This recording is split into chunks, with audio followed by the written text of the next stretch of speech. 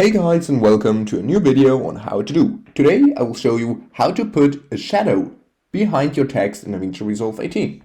For this I have my text right here, and what is important is that it is a text plus.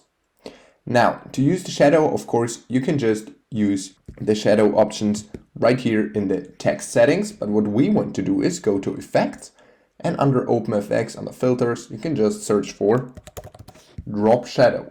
Then you just drag it on top of your text and let go until you see the shadow. Now, under Inspector, under Effects, you can see all the settings for the shadow. For example, the shadow strength, the drop angle, which means like in what angle the shadow is appearing, and the drop distance, how far away it is from your actual text, and in the end, the blur.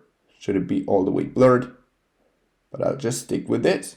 And now you have an easy shadow behind your text.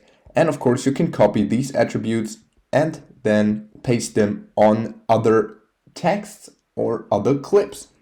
Okay, that was a quick tutorial on how to put shadow behind your text in DaVinci Resolve 18.